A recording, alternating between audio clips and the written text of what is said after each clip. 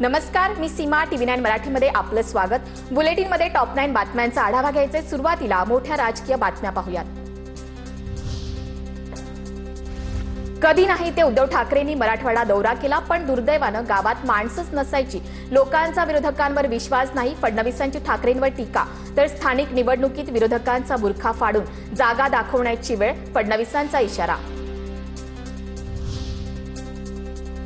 विरोधकांच्या फेक नरेटिव्हला बिहारच्या जनतेने उत्तर दिलं। न सुधारल्यास स्थानिक निवडणुकीतही विरोधकांची माती होईल, फडणवीसांची टीका। तर हवेत गोळीबार करणाऱ्या विरोधकांना जमीन दिसली आहे, बिहार निकालावरून फडणवीसांचा टोला। सिकंदर बनण्याचं राज कुणी अजून समजू शकलेलं नाही, बिहार निकालावरील फडणवीसांच्या वक्तव्यावरून उद्धव ठाकरेंचा पलटवार। तर ज्यांच्या सभांना अलोट गर्दी असते त्यांचं सरकार न येता ज्यांच्या सभांना रिकामा खुर्च्या असतात त्यांचं सरकार येतं, ठाकरेंचा निशाणा।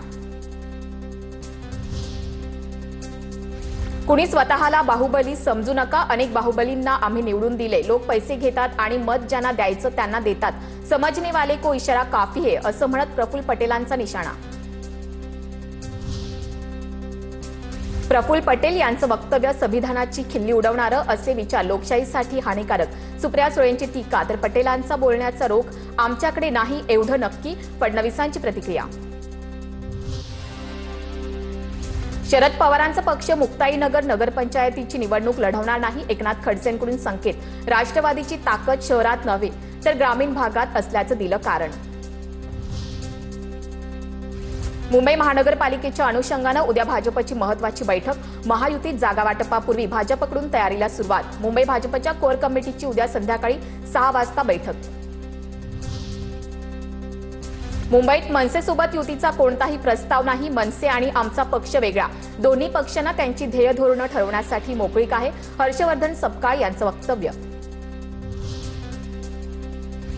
विधानसभा निवडणुकीतील पराभवानंतर लालू प्रसाद यादव यांच्या कुटुंबातील मतभेद पुन्हा चव्हाट्यावर। आई-वडिलांच्या घरात मुलगा किंवा भाऊ असेल तेव्हा तुमच्या वडिलांना चुकूनही वाचवू नका, स्वतःच्या आई-वडिलांची काळजी न करता स्वतःचा संसार बघा, रोहिणी आचार्य यांच्याकडून कुटुंबावर इतरही गंभीर आरोप।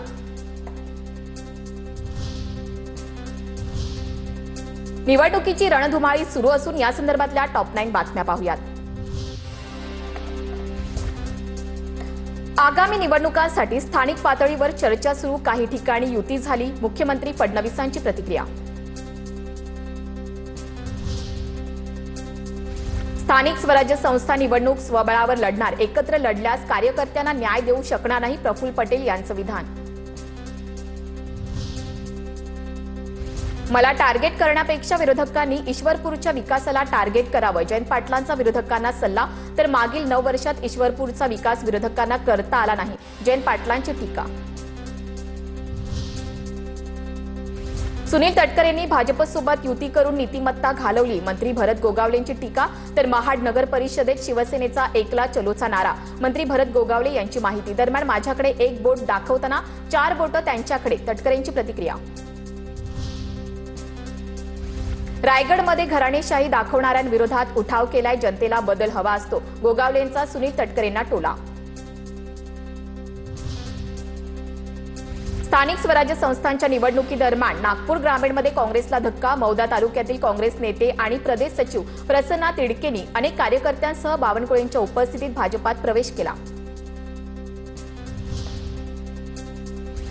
पालघरमध्ये भाजपकडून शरद पवारांच्या राष्ट्रवादीला धक्का, माजी जिल्हा परिषद बांधकाम सभापती काशीनाथ चौधरी यांचा 3000 कार्यकर्त्यांसह भाजपात जाहीर पक्षप्रवेश करताना काशीनाथ चौधरी यांच्याकडून जोरदार शक्ती प्रदर्शन।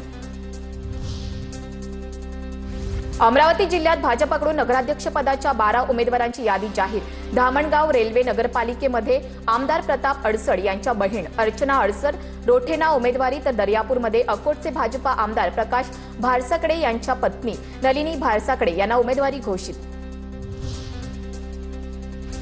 मोहोळ नगर परिषदेच्या नगराध्यक्षपदासाठी शरद पवारांच्या राष्ट्रवादीकडून उमेदवारी जाहीर, अश्विनी जाधव यांनी नगराध्यक्षपदासाठी उमेदवारी अर्ज भरला, मोहोळ नगर परिषदेमध्ये तिरंगी लढत होणार।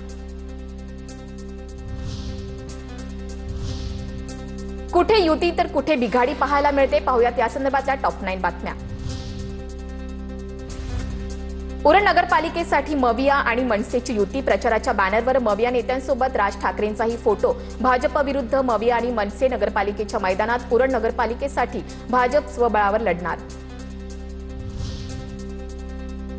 नाशिकच्या नांदगाव नगर परिषद निवडणुकीसाठी शिंदेंच्या सेनेची आणि भाजपची युती, शिवसेना आणि भाजपा पदाधिकाऱ्यांनी पत्रकार परिषद घेत युतीची घोषणा केली।